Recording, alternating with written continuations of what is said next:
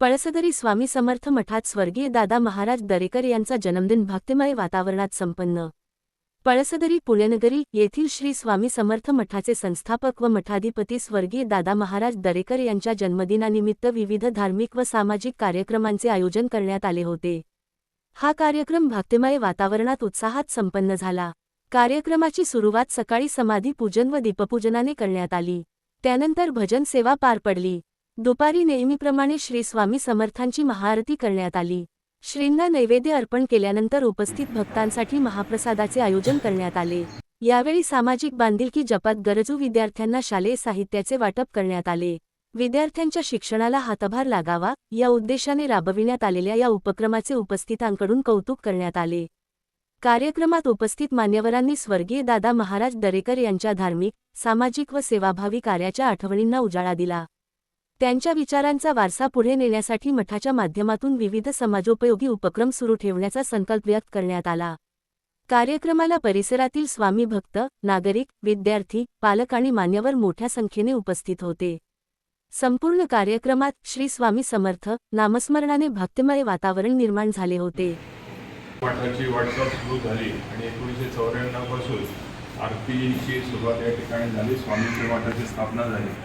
सातत्याने मठाची निर्मिती करण्यासाठी दादा रात्रंदिवस झटत होते। स्वामी भक्तांना सेवा देण्याचे, त्यांची अडीअडचणी दूर करण्याचा निश्चितपणे दादा प्रयत्न करत होते। असं सगळं सर्व सुरळीत चाललं असताना दादांनी एकदम एक्झिट घेतली आणि आपल्याला दादा ओळख करून गेले आणि मठातले सगळे सेवेकरी या ठिकाणी दादांनी वाटून दिलेली कामं जशी तशी पूर्णत्वाकडे नेण्याचा प्रयत्न केला। एवढंच नाही तर त्याच्यात अधिक भर घालण्याचा प्रयत्न विश्वासदारांनी केलेला आहे।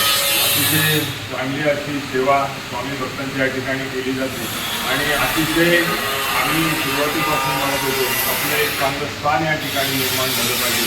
तर निश्चितच विक्रांत भाऊंनी अतिशय मेहनत घेऊन या ठिकाणी दादांच्या स्मृतीला उजाळा दिलेला आहे आणि त्याचप्रमाणे स्वामींची सेवा घेऊन या ठिकाणी अनेक स्वामी भक्त म्हणजे महाराष्ट्रातून नव्हे तर देशातून या ठिकाणी यायला लागलेले आहेत। लोकांना प्रचिती येते।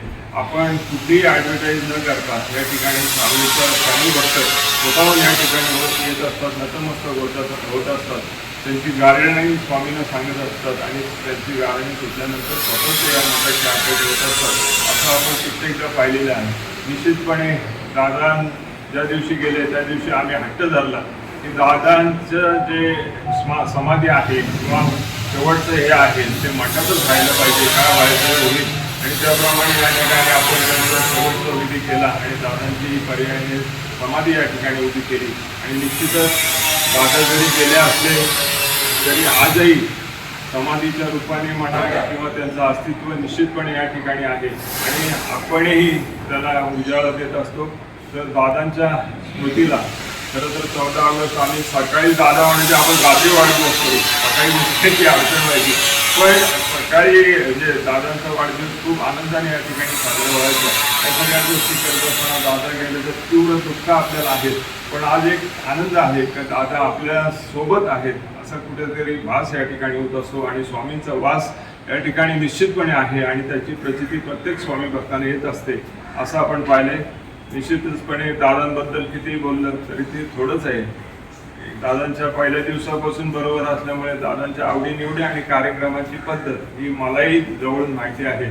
त्यामुळे दादा गेल्यानंतर ती उणीव निर्माण झाली होती, ती अतिशय हे होती, पण निश्चितच दादा या ठिकाणी आहेत असंच आपण गृहीत धरतोय आणि दादा निश्चितच आहेतच। स्वामींचा वास या ठिकाणी आहे। अशा दादांच्या वाढदिवसाच्या निमित्ताने आपण त्यांना अभिवादन करूया आणि 2 मिनिटं उभं राहून दादांना शांत उभं राहून दादांना आदरपूर्ण भावपूर्ण सम्मान देऊ।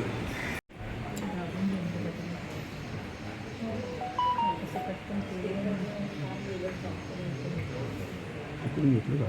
तिकडून गेलं समोर दादांचा फोटो